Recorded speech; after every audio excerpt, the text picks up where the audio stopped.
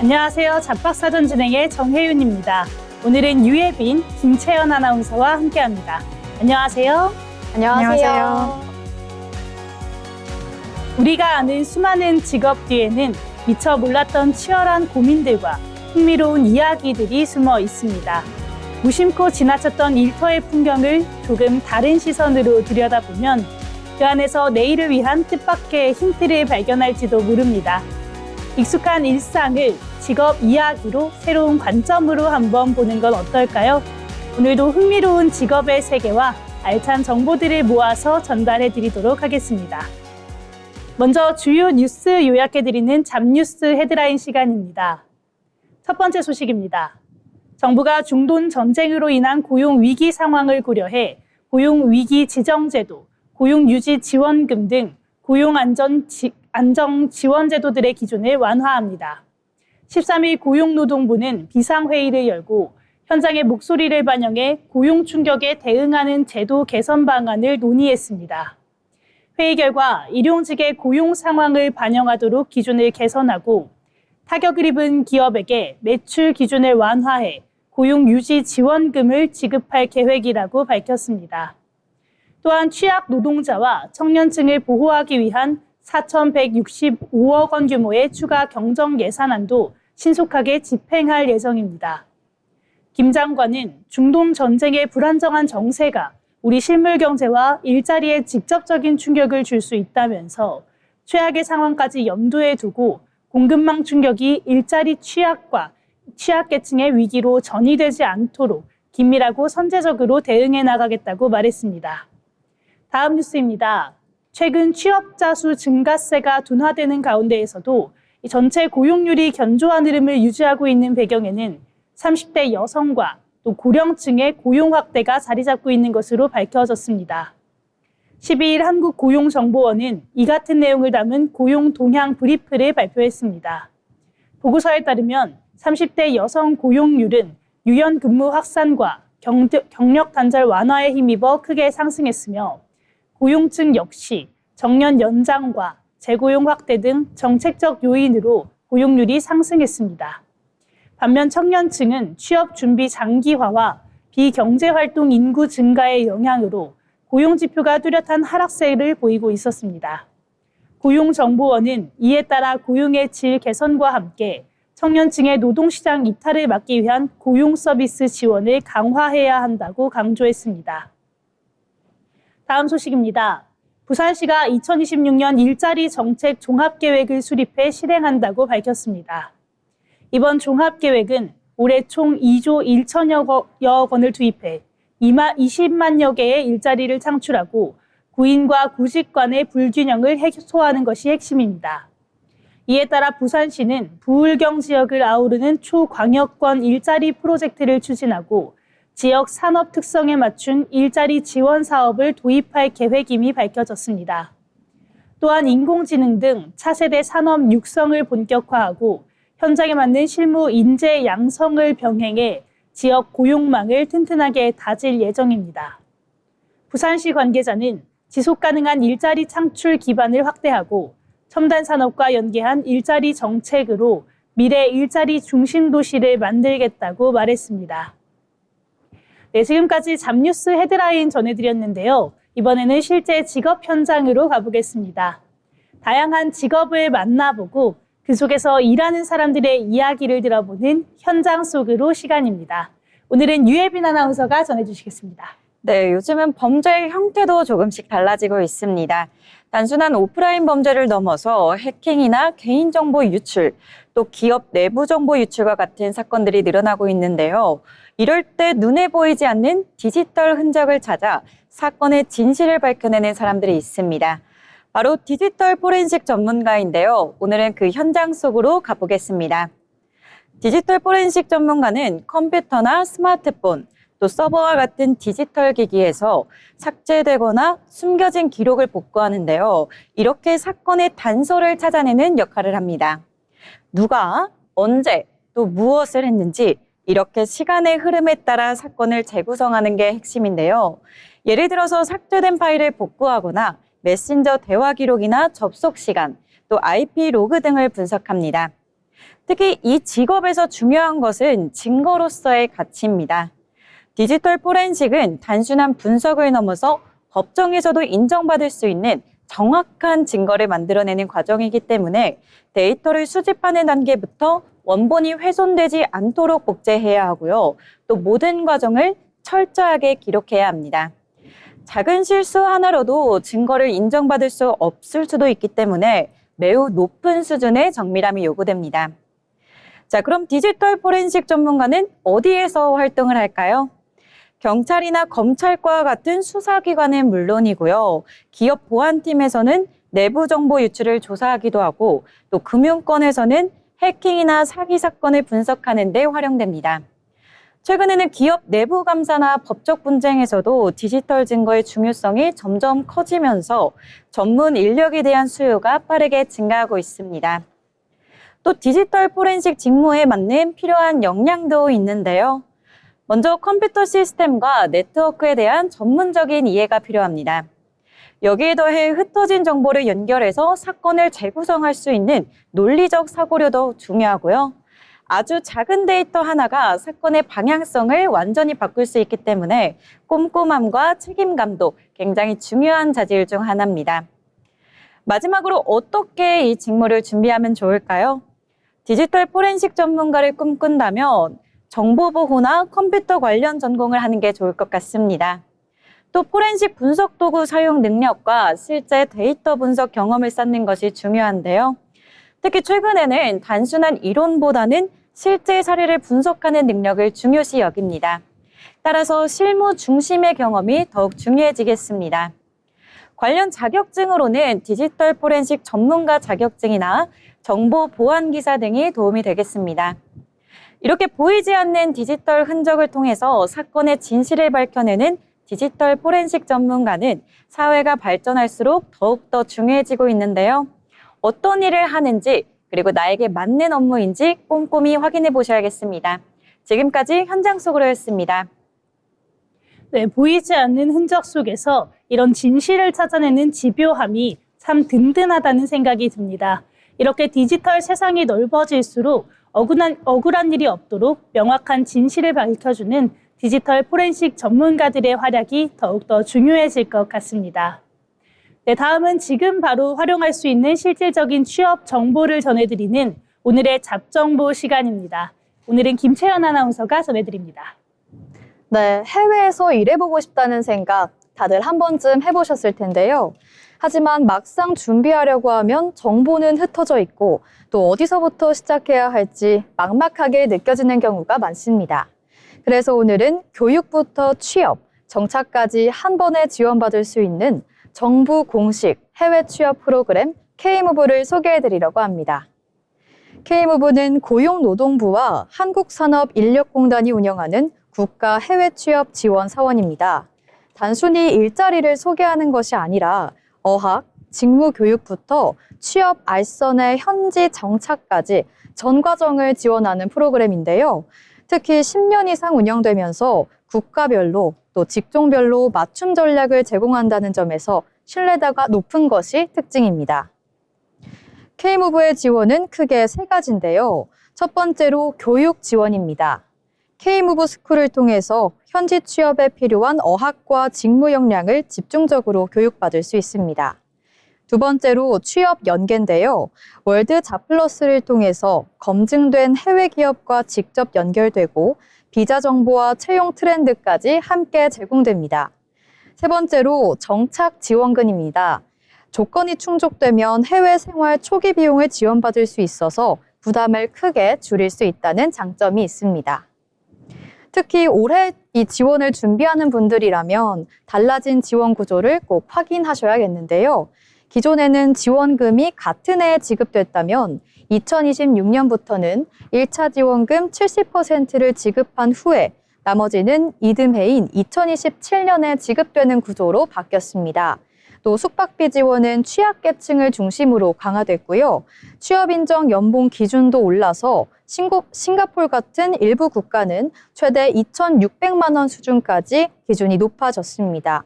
단순히 취업이 아니라 질 좋은 일자리를 중심으로 이 기준이 강화된 겁니다.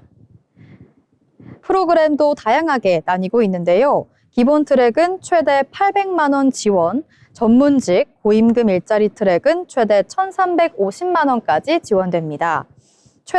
또 대학 중심으로 운영되는 신청해진 대학 과정은요, 최대 1,000만 원까지 지원이 가능해서 학생들에게 특히 유리한데요. 본인의 상황에 맞게 전략적으로 선택하는 것이 중요할 것 같습니다. 진행 과정도 비교적 명확합니다. 먼저 월드 자플러스에서 과정을 탐색하고 지원한 후에 3개월에서 10개월 정도 교육을 이수하게 되는데요. 이후에 취업 연계와 면접을 거쳐서 현지 취업으로까지 이어지는 구조입니다. 전체 과정은 보통 6개월에서 1년 정도가 소요되고는 합니다. 여기서 제가 중요한 포인트를 하나 짚어드리려고 하는데요. 인기 국가나 과정은 이 공고가 뜨자마자 빠르게 마감되는 경우가 많습니다.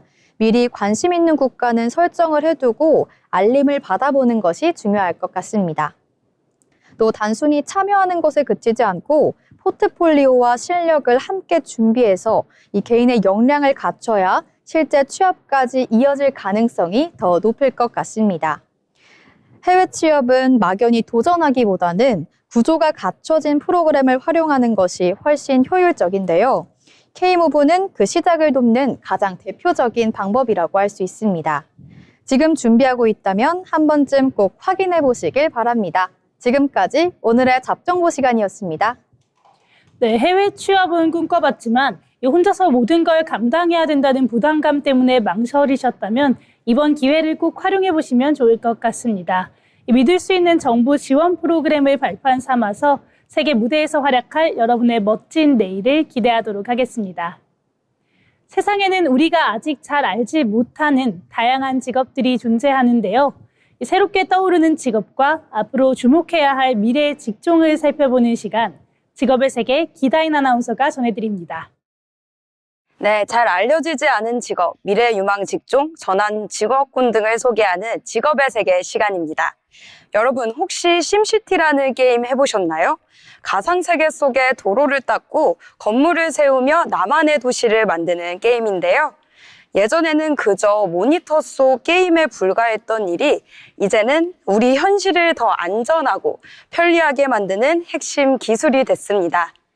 실제 도시와 똑같은 쌍둥이 도시를 만들고 가상 공간을 만들고요. 그곳에서 수만 번의 실험을 거쳐 최적의 도시를 설계하는 사람들이 있습니다. 단순히 지도를 그리는 것을 넘어 도시의 미래를 미리 살아보고 결정하는 사람들인데요. 오늘 직업의 세계에서는요. 스마트 시티 시대의 새로운 지휘자로 떠오른 디지털 트윈 도시 기획자에 대해 알아보겠습니다. 이 디지털 트윈 도시 기획자, 조금 생소하시죠? 영어로는 디지털 트윈 아키텍트라고도 불립니다. 한마디로 정의하자면 실제 도시의 지형과 건물, 도로 등을 가상세계에 1대1로 복제한 뒤 그곳에서 교통, 환경, 재난 상황을 미리 시뮬레이션하고 설계하는 사람입니다. 우리가 새로운 옷을 사기 전 거울에 비춰보듯 실제 도시의 정책을 적용하기 전 가상 도시에 먼저 피팅을 해보는 건데요. 예를 들어 복잡한 교차로에 신호등 하나를 더 만들 때 실제 도로에 설치했다가 교통체증이 더 심해지면 많이 곤란하겠죠? 디지털 트윈 도시 기획자는 이 가상 도시에서 신호 체계를 미리 바꿔보고 교통 흐름이 얼마나 좋아지는지 수치로 확인한 뒤 실제 도시에 적용합니다. 바로 이런 데이터 기반의 도시, 페르소나, 즉 스마트 시티의 청사진을 설정하고 관리하는 것이 이들의 핵심 역할입니다. 그렇다면 구체적으로는 어떤 일을 할까요? 업무는 크게 3가지 단계로 나뉩니다. 첫 번째는 도시 가상화 및 데이터 모델링입니다. 드론 촬영이나 레이저 스캐닝 등을 통해 실제 도시의 뼈대를 가상 공간에 세우는 작업인데요. 어느 건물 높이가 몇 미터인지, 지하 가스관은 어디로 흐르는지, 도시의 모든 물리적 정보를 정밀한 논리 구조로 짭니다. 두 번째는 시나리오 기반 시뮬레이션입니다.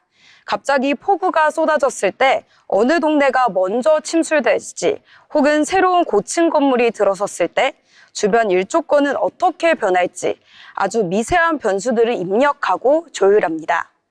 이 가상실험의 정확도가 도시의 안전과 직결되기 때문인데요. 매우 중요한 단계죠. 세 번째는 가장 중요한 도시 최적화 및 의사결정 지원입니다. 시뮬레이션 결과를 바탕으로 이곳에 공원을 만들어야 미세먼지가 가장 많이 줄어듭니다와 같은 도시 문제를 해결할 가장 효율적인 가이드라인을 만드는 것도 이들의 역할입니다. 그렇다면 이 매력적인 직업 어떻게 준비해야 할까요? 도시공학 박사가 되어야 하나 걱정부터 앞서시겠지만 사실 가장 중요한 건 공간 데이터 해석 능력입니다. 첫 번째 단계는 GIS, 지리정보 시스템 공부입니다. 지도를 데이터로 읽고 활용하는 능력을 기르는 것인데요. 두 번째는 시각화 툴을 활용해 보는 겁니다. 언리얼 엔진이나 유니티 같은 3D 엔진을 쓰면 코딩을 깊게 몰라도 도시의 외형을 직접 구현해 보실 수 있습니다. 마지막으로는 파이썬 같은 프로그래밍 언어를 활용한 데이터 분석 실습입니다. 예를 들어 인구 통계 데이터를 바탕으로 유동인구가 가장 많은 지점을 찾아라와 같은 지시를 내리며 도시의 흐름을 파악하는 연습이 큰 도움이 됩니다. 또한 아직 통합된 국가 자격증은 없지만 스마트 도시 계획기사 자격증이나 구글 마이크로소프트에서 제공하는 데이터 분석 및 클라우드 강의 수료증이 포트폴리오로 활용될 수 있습니다. 앞으로 우리가 살아갈 미래의 모든 도시는 이 디지털 트윈 기술을 통해 더 스마트하게 관리될 것입니다.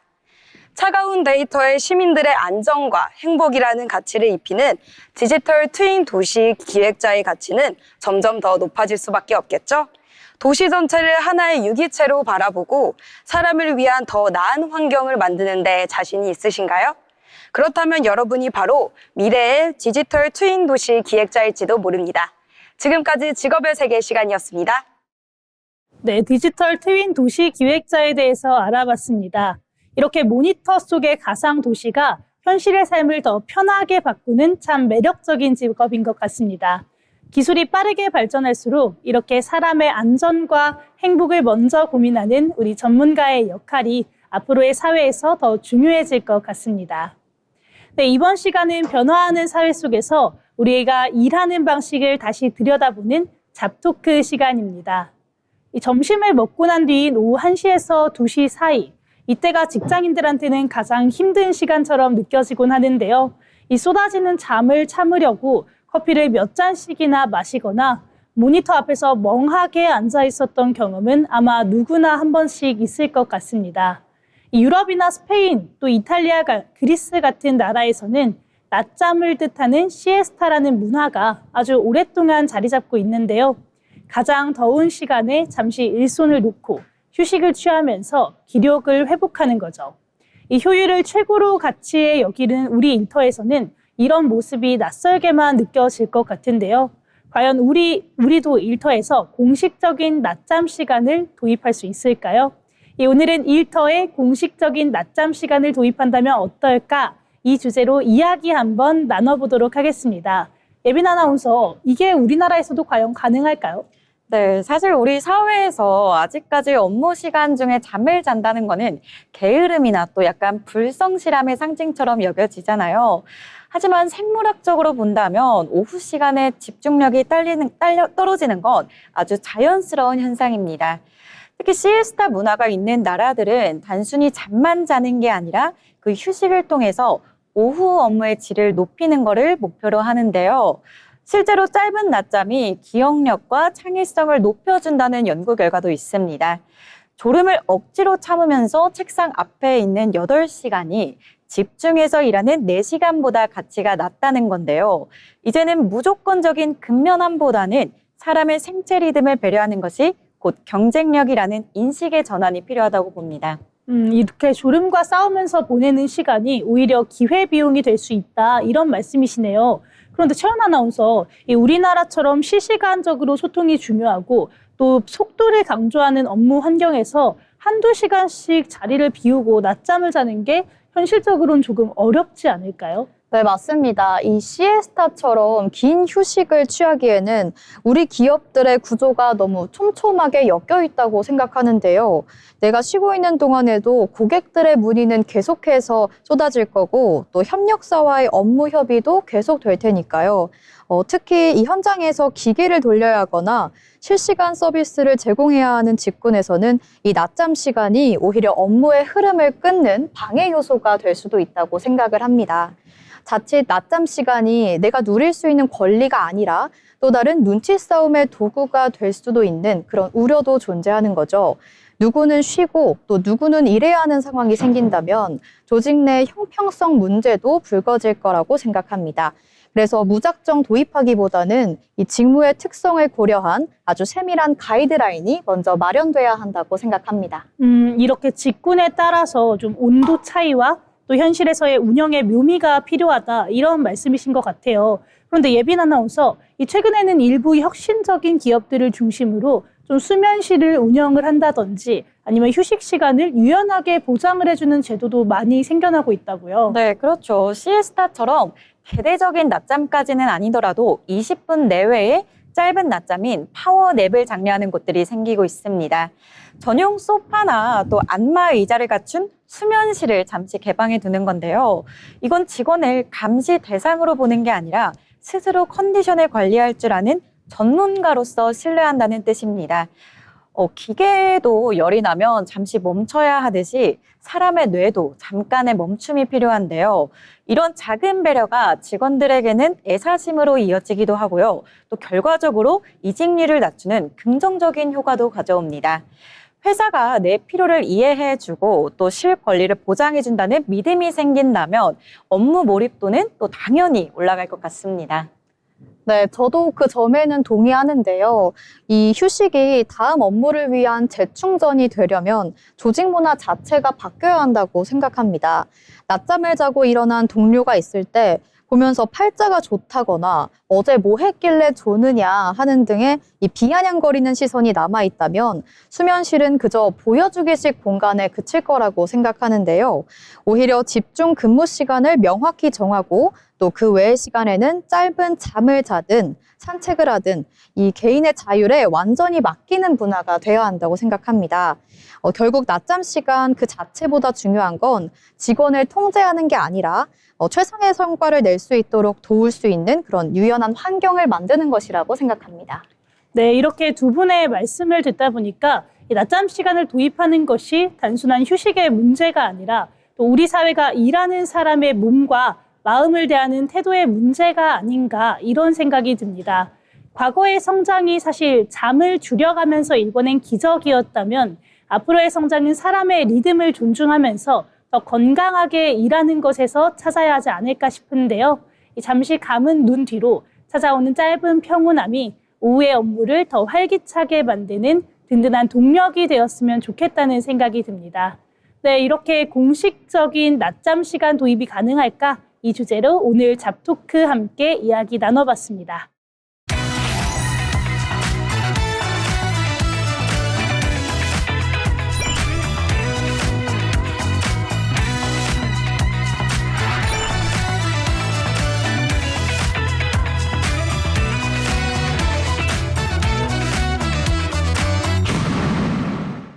이렇게 빠르게 사회가 변화하고 있지만 그 와중에도 묵묵히 자신의 길을 걸어가는 사람들이 있습니다. 평범하지만 특별한 일하는 사람들의 인생 이야기, 자빈 스토리를 김가은 아나운서가 전해드립니다. 요즘 기업에서 변화와 다양성 그리고 리더십을 보여주는 사례들이 점점 더 중요해지고 있는데요. 오늘 자빈 스토리에서는 하나의 신념을 또 불가능을 가능으로 바꾼 사람을 소개합니다. 이봐 해봤어? 이 한마디로 수많은 도전을 현실로 만든 기업가 정주영입니다. 그의 선택과 도전은 한 개인의 성공을 넘어 오늘날 대한민국 산업의 방향을 바꾸는 계기가 됐습니다. 정주영의 시작은 결코 특이하지 않았는데요. 1915년 강원도의 한 가난한 농가에서 태어나 어린 시절부터 생계를 돕기 위해 일을 해야만 했습니다. 배움의 기회조차 충분하지 않았던 환경. 하지만 그는 늘 더 넓은 세상을 꿈꿨습니다. 결국 더 나은 삶을 위해서 고향을 떠났고 또 막노동가, 쌀가게 점원 등 다양한 일을 전전하면서 생계를 이어갔습니다. 하지만 그는 현실에 머무르지 않았는데요. 언젠가는 나만의 일을 하겠다는 생각 하나로 사업에 뛰어들게 됩니다. 그가 처음 시작한 건 작은 공사일이었는데요. 그 작은 시작이 또 훗날 현대라는 이름의 출발점이 되었습니다. 정주영은 단순히 사업을 확장한 사람이 아니었는데요. 그는 불가능해 보이는 영역에 끊임없이 도전했습니다. 도로를 만들고 건물을 짓고 또 나아가 자동차를 생산하기 시작했습니다. 그리고 마침내 아무런 기반도 없던 대한민국에서 배를 만드는 산업까지 시작하게 됩니다. 당시 조선업은 기술도 자본도 부족한 상황이었지만 그는 포기하지 않았습니다. 안 되는 이유가 아니라 되게 할 방법을 찾았는데요. 그 결과 대한민국은 세계적인 조선 강국으로 성장하게 됐습니다. 물론 그의 길이 항상 순탄했던 것은 아니었습니다. 자금 부족, 기술 부족, 또 수많은 실패와 위기가 이어져 갔는데요. 하지만 정주영은 그럴 때마다 멈추지 않았습니다. 오히려 위기 속에서 더 과감한 선택을 했는데요. 남들이 불가능하다고 할 때 그는 한 번 더 시도했습니다. 그리고 그 선택들이 쌓여서 건설, 자동차, 그리고 조선 등 다양한 산업에서 대한민국을 대표하는 기업을 만들어냈습니다. 정주영의 해봤어? 이 짧은 질문은 단순한 말이 아니라 수많은 도전의 출발점이었습니다. 가능성을 따지기보다 직접 부딪혀 길을 만들어 갔던 사람, 작은 시작에서 출발해 한 나라의 산업을 바꿔놓기까지 그 중심에는 실행이라는 하나의 원칙이 있었습니다. 망설임보다 실행을, 또 의심보다 도전을 선택했던 순간들, 그 축적이 결국 오늘날 우리가 살아가는 환경을 만들었는데요. 지금 우리가 당연하게 누리는 이 수많은 산업과 기술도 역시 누군가의 질문 하나에서 시작됐을 수도 있는데요. 해봤어? 어쩌면 지금 우리에게도 필요한 질문일지도 모르겠습니다. 오늘의 선택이 내일의 기준이 되는 순간, 지금까지 자빈스토리였습니다. 네, 이야기를 듣고 나니 불가능해 보이는 일도 일단 부딪혀보는 게 중요하다는 생각이 듭니다. 오늘 여러분도 고민이나 망설임보다는 작은 실행부터 해보시는 게 어떨까요? 오늘의 자빈스토리 정주영 회장의 이야기였습니다. 이번 시간은 경제로 보는 일터입니다. 경제의 변화는 곧 일의 방식과 일자리의 모습에도 영향을 미치는데요. 이번 시간에는 경제의 흐름을 통해 산업과 일터의 변화를 함께 들여다보도록 하겠습니다. 김수연 아나운서가 전해드립니다. 경제의 흐름을 통해 우리의 일터를 들여다보는 시간, 경제로 보는 일터입니다. 불과 몇 년 전까지만 해도 어느 회사를 다니느냐가 참 중요했습니다. 회사가 튼튼한 울타리가 되어주는 고용보호가 당연한 상식이었기 때문인데요. 하지만 인공지능 AI와 친환경 경제로의 전환이 몰아치는 지금 일터의 공식은 완전히 바뀌고 있습니다. 이제는 어디에 속해 있느냐보다 어떤 능력을 갖추고 있느냐가 내 몸값을 결정하는 시대가 된 건데요. 개인이 스스로의 가치를 경영하는 이른바 에이전트 이코노미가 시작됐습니다. 오늘 이 변화의 핵심 키워드, 고용 능력 유지에 대해 깊이 있게 분석해 보겠습니다. 최근 경제계 리포트가 주목한 해외 선진국들은 이미 고용 정책의 패러다임을 바꿨습니다. 가장 앞서가는 곳은 독일인데요. 독일은 2019년 역량 강화 기회 보장법을 통해 재직자가 AI 같은 신기술을 배울 때 교육비는 물론 임금의 최대 80%까지 국가가 지원하게 되어 있습니다. 변화는 막을 수 없으니 직원이 새로운 기술을 배워서 언제든 다른 곳에서도 일할 수 있는 근육을 키워주자는 전략인데요. 또 다른 예시로는 일본과 싱가포르도 있습니다. 일본은 개인 주도의 직업 훈련을 대폭 늘리고 성과가 좋으면 추가 지원금을 주는 시스템까지 도입했습니다. 싱가포르 역시 스킬스 퓨처라는 프로그램을 통해서 전 국민의 AI 역량 강화를 국가가 직접 챙기고 있습니다. 이들의 공통점은 단순한 고용 유지를 넘어서서 고용 능력의 업데이트에 있습니다. 그렇다면 현재 우리나라는 어떨까요? 대한민국 역시 이제 내가 배운 기술 하나로 평생 살겠다는 생각에서 벗어나야 되겠습니다. 다행히 우리나라도 정부와 민간이 손잡고 아주 강력한 무기를 준비해 뒀는데요. 가장 대표적인 것이 바로 국민 내일 배움 카드입니다. 단순히 교육비를 깎아주는 카드는 아니고요. 앞서 본 독일이나 일본의 시스템처럼 내가 원하는 직무로 옮겨갈 수 있게 국가가 직접 훈련비를 저축해주는 커리어 계좌라고 보시는 게 정확합니다. 실제로 요즘 우리 주변을 보면 풍경이 많이 달라지기도 했죠. 비전공자였던 분들이 이 시스템을 통해 AI 전문가로 거듭나고 실제 산업 현장에 재배치되는 한국형 리스클링이 이 카드 한 장에서 시작되고 있는 셈입니다. 게다가 산업 현장의 변화도 눈부신데요. 자동차 산업이 내연기관에서 전기차로 바뀌면서 기존 생산직 근로자들이 도태되지 않도록 소프트웨어 직무 전환 교육을 실시하는 대기업 사례가 늘고 있습니다. 보시는 것처럼 삼성의 사피처럼 기업이 직접 인재를 양성하고 사회로 내보내는 모델은 우리 경제의 새로운 선순환 구조를 만들고 있습니다. 일터가 단순히 노동을 제공하는 것을 넘어서 나의 경제적 가치를 업데이트하는 실험실이 되고 있는 겁니다. 네, 그럼 정리해 볼까요? 경제의 흐름이 빠를수록 가장 확실한 안전벨트는 회사의 간판이나 울타리가 아니라 바로 나의 숙련도입니다. 이제 우리나라도 고용정책의 목표를 단순히 안 자르는 것에 두지 않고 근로자가 언제든 새로운 일터로 옮겨갈 수 있는 능력을 갖출 수 있게 돕는 데 집중해야 합니다. 나를 보호해달라고 말하기보다 나를 더 가치 있는 사람으로 만들어달라고 당당히 요구하는 것. 이것이 AI 시대를 살아가는 우리 일터의 가장 확실한 생존법이 아닐까 싶습니다. 여러분들의 내일이 오늘보다 더 가치 있기를 응원합니다. 지금까지 경제로 보는 일터였습니다. 네, 회사가 나를 지켜주는 시대가 지나고 내 능력을 계속 업데이트하는 게 가장 확실한 안전장치가 됐습니다. 오늘 소개해드린 지원 제도들을 활용해서 새로운 기술을 배워볼 기회를 마련하시는 것도 좋을 것 같습니다. 이번 시간은 데이터로 본 일터, 잡 이슈 시간입니다. 통계와 데이터를 통해 요즘 노동시장에서 나타나는 변화를 살펴보는 시간인데요. 예빈 아나운서, 오늘은 어떤 내용을 이야기해 볼까요? 네, 요즘 직장인들 사이에서 빠르게 변화하고 있는 트렌드가 하나 있습니다. 바로 투잡, 즉 두 가지 일을 병행하는 형태인데요. 과거에는 일부 직군에 한정된 모습이었다면 이제는 직장인들 사이에서 하나의 트렌드로 자리 잡았습니다.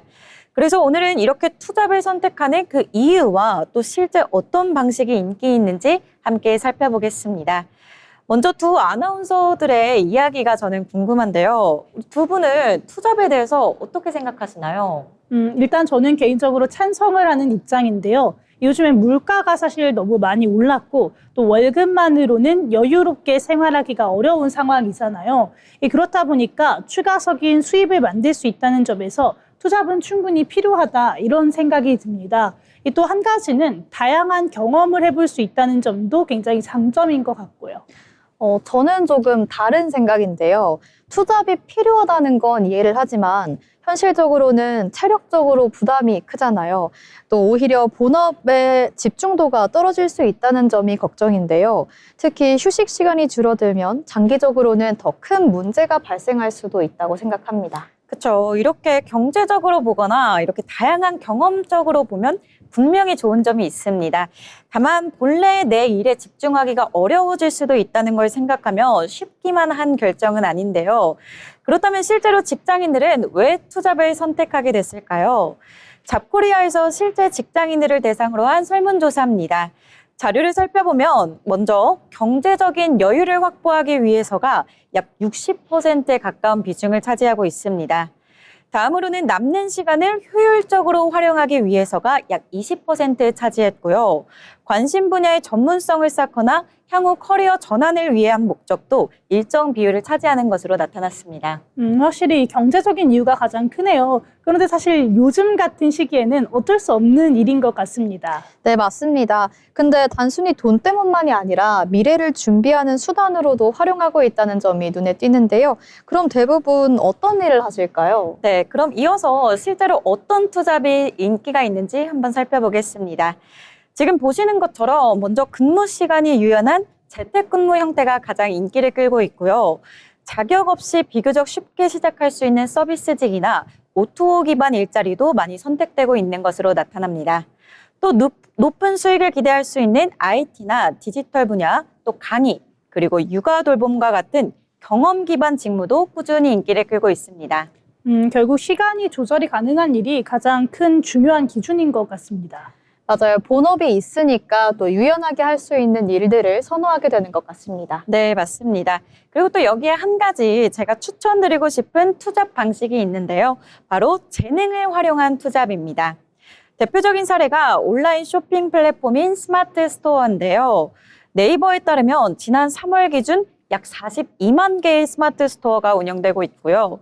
이 가운데 4천 개 이상의 스토어가 월 매출 1억 원 이상을 기록하고 있다고 합니다.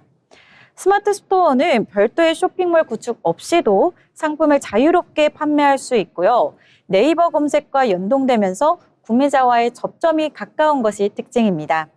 또 초기 판매자에게는 수수료 지원을 해주는 등 이렇게 진입 장벽이 낮춰주는 정책도 운영되고 있어서요. 처음 하시는 분들도 쉽게 시작할 수 있습니다.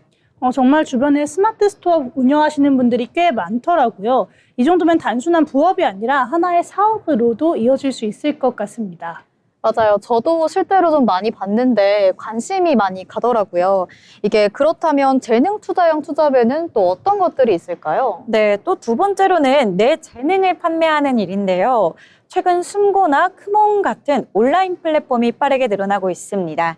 디자인이나 음악, 또 강의나 개발 등 이렇게 다양한 분야의 전문가들이 활동하고 있는데요. 이용자가 원하는 조건을 입력하면 전문가가 견적을 제안하는 방식으로 비교적 쉽게 연결이 이루어집니다. 날짜나 시간, 그리고 임금까지 직접 조율할 수 있기 때문에 자유롭게 일을 할 수 있는데요. 이처럼 최근 투잡의 다양한 흐름들이 자리 잡고 있습니다. 확실히 이제는 시간보다 능력을 활용하는 게 더 중요해지고 있는 것 같습니다. 그렇다면 주의할 점도 분명히 있을 것 같은데요. 네, 굉장히 중요한 부분이죠. 먼저 본업과의 균형을 유지하는 게 가장 중요한 일입니다. 투잡에 집중하다 보면 정작 본업의 성과가 떨어질 수 있기 때문에 시간 관리가 필수적입니다. 또 소득이 발생하는 만큼 세금 문제도 반드시 확인하셔야겠는데요. 특히 플랫폼을 통한 수익은 사업소득으로 분류되는 경우가 많아서 신고를 놓치지 않는 것이 가장 중요합니다. 이렇게 투잡은 단순한 추가 소득을 넘어서 자기 개발과 커리어 확장의 수단까지 확장되고 있는데요. 앞으로는 단순한 일의 종류보다는 일의 활용 방식이 더 중요해질 것으로 보입니다. 네, 이렇게 월급만으로는 부족한 현실 속에서 퇴근 후에도 쉼없이 달려가는 분들이 참 많습니다. 그래도 무엇보다 소중한 건강과 본업의 균형을 잘 챙기면서 나만의 커리어를 넓혀가시기 바랍니다. 그럼 다음으로 채연 아나운서 어떤 이야기 나눠볼까요? 네, 오늘은 벌어지는 노동시장의 격차에 관한 이야기를 해보려고 하는데요. 요즘 취업 준비하면서 왜 이렇게 좋은 일자리들은 들어가기 어려울까라는 생각을 다들 한 번쯤 해보셨을 텐데요. 실제로 전체 일자리 중에서 이른바 질 좋은 일자리는 단 16%에 불과한 것으로 나타났습니다. 16%면 생각보다 훨씬 적은데요. 이렇게 사람들이 좀 체감하는 어려움이 이유가 있었던 것 같습니다. 네, 맞습니다. 현대경제연구원에 따르면 대기업 정규직이나 고용주에 해당하는 1차 노동시장 비중은 약 15.9%에 그쳤습니다.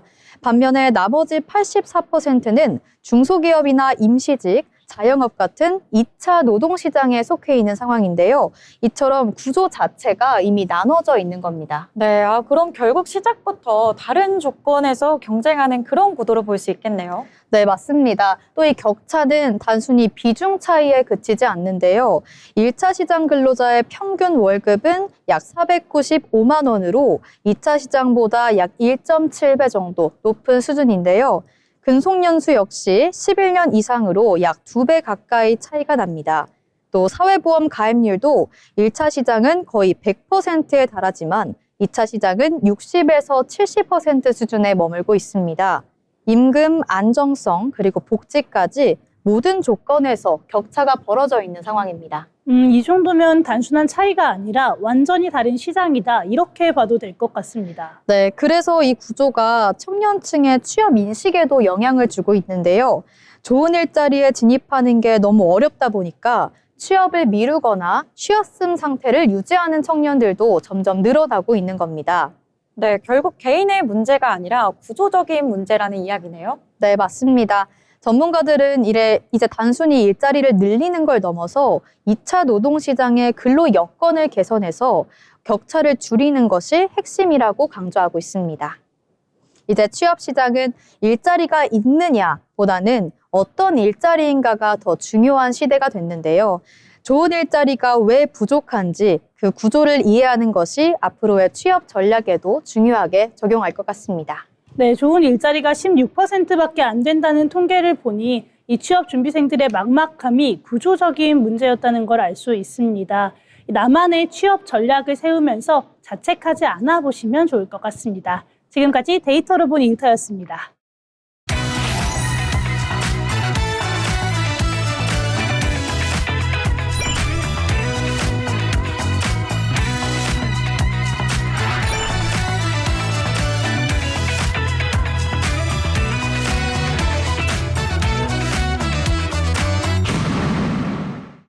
기업의 특징과 산업 트렌드를 살펴보는 시간, 기업사전, 기업을 알고 잡자. 이정현 아나운서와 만나보겠습니다. 기업을 쉽고 흥미롭게 알아보는 시간, 기업사전 시간입니다. 식품 가격과 관련해서 단합이라는 단어 많이들 들어보셨을 겁니다. 비슷한 시기에 비슷한 가격으로 오르는 제품들에 이거 혹시 약속한 거 아니냐 이런 생각 한 번쯤은 해보셨을 텐데요. 최근에는 밀가루 가격 담합 의혹으로 제분업체들이 재판에 넘겨지고 설탕 가격 담합 사건도 법정에서 다뤄지면서 논란이 확산되고 있습니다. 그 중심에 있는 기업 중 하나가 바로 CJ 제일제당입니다. 햇반, 만두, 국, 탕처럼 우리 식탁에 익숙한 제품들을 만드는 기업이죠. 오늘 기업사전에서는 이 기업이 어떤 곳인지 그리고 왜 가격 논란의 중심에 서게 됐는지를 낱낱이 살펴보겠습니다. CJ 제일제당의 시장은 1953년 설탕 공장에서 출발했습니다. 당시 순수 국내 기술로 서민들에게 값싸게 설탕을 사용할 수 있도록 만든 것이 출발점이었는데요. 이후 밀가루와 조미료 사업을 거쳐서 현재는 식품과 바이오를 아우르는 종합기업으로 크게 성장했습니다. 햇반, 비비고, 다시다 같은 제품은 한국인의 식생활을 크게 바꿔놓은 대표 상품으로 꼽히고 있는데요. 지금은 미국과 유럽 등 글로벌 시장에서도 영향력을 넓혀가고 있습니다. 그렇다면 이 기업이 우리 생활에 깊이 들어온 이유가 뭘까요? 핵심은 간편함입니다. 1인 가구 증가와 함께 간편식 시장이 커지면서 CJ 제일제당은 빠르게 성장했는데요. 전자레인지에 돌리면 바로 먹는 즉석밥 햇반은 연매출 8천억 원을 넘겼고 국내 시장 점유율도 60% 후반으로 1위를 유지하고 있습니다. 비비고 같은 냉동식품도 수천억 원 규모의 매출을 기록하면서 글로벌 브랜드로 자리 잡았는데요. 이처럼 간편한 한 끼를 먼저 제시하고 시장 자체를 키운 기업이 바로 CJ 제일제당입니다. 이런 가운데 최근 불거진 것이 바로 가격 단합 논란입니다. 가격 단합은 기업들이 경쟁 대신 가격이나 인상 시점 등을 미리 맞추는 행위를 말하는데요. CJ 제일제당과 일부 업체들은 설탕 가격을 사전에 조율한 혐의로 기소되면서 현재 재판이 진행될 예정입니다. 또 별도로 밀가루 시장에서는 대한제분과 삼양사 등 주요 제분업체들이 가격 인상 시기와 폭을 사전에 합의한 혐의로 임원들이 재판에 넘겨진 상태인데요. 검찰은 이 과정에서 약 5조 원대 규모의 단합이 이루어졌다고 보고 있습니다. 다만 기업들은 원재료 가격 상승 등 불가피한 요인이 있었다는 입장입니다. 문제는 이런 논란의 영향이 고스란히 소비자들에게 전달된다는 점입니다. 밀가루와 설탕은 가공식품의 기본 원재료인 만큼 가격이 오르면 라면, 빵, 만두 같은 제품의 가격도도 함께 오르게 되는데요. 실제로 해당 기간 동안 밀가루의 가격은 크게 상승했고 현재도 이전보다 높은 수준을 유지하고 있는 것으로 나타났습니다. 논란이 커지자 일부 업체들은 최근 가격 인하도 하기도 했습니다. 하지만 이런 공정거래 당국은 경쟁을 제한하는 행위가 있었는지를 중심으로 판단을 이어가고 있습니다. 우리가 매일 먹게 되는 음식 뒤에는 이처럼 기업들의 선택과 시장의 구조가 자리하고 있습니다. 편리함을 제공해온 기업이 이제는 가격의 논란의 중심이 되었는데요. 현재 관련 사건들이 재판 단계에 들어간 만큼 향후 판단에 따라 시장의 구조에도 어떤 변화가 가져올지 지켜볼 필요가 있습니다. 지금까지 기업사전 CJ 제1재단이었습니다.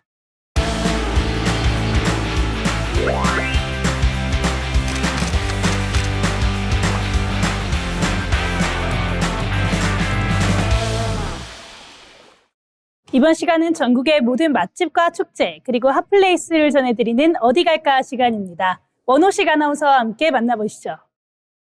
전국의 축제와 핫플레이스를 소개해드리는 어디 갈까 시간입니다. 요즘 같은 따뜻한 봄 날씨엔 멀리 떠나지 않아도 도심 속에서 여유를 즐기고 싶지 않으신가요? 복잡한 행사보다는 조금 더 천천히 머물 수 있는 공간, 그리고 자연과 함께하는 축제를 찾으신다면 오늘 소개해드리는 이곳 주목해보셔도 좋을 것 같습니다.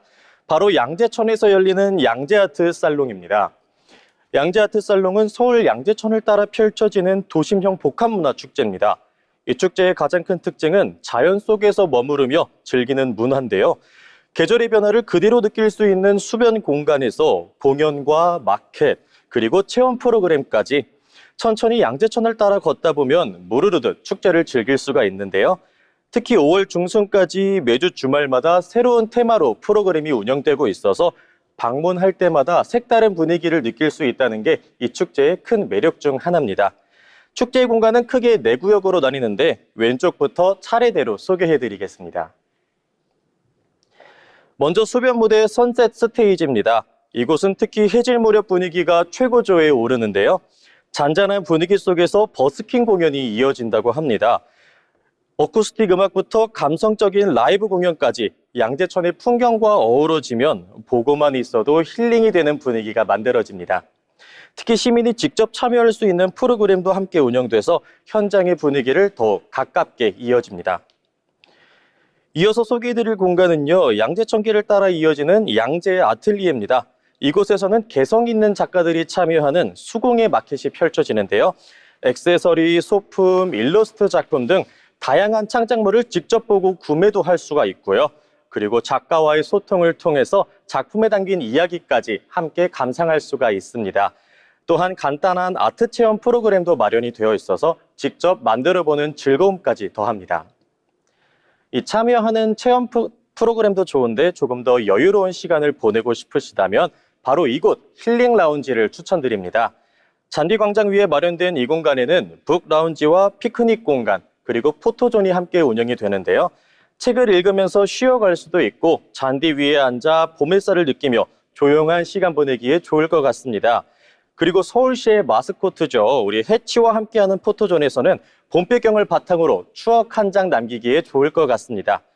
그리고 시민이 직접 참여하는 아트 조형물도 설치가 되어 있어서 공간 자체가 하나의 작품처럼 느껴지기도 합니다. 그리고 역시 축제하면 이게 빠질 수가 없는데요. 우리 맛있는 먹거리도 축제와 함께합니다.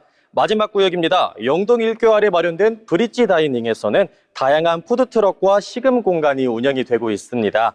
산책을 하다가 출출해지면 간단한 음식을 즐길 수가 있고요.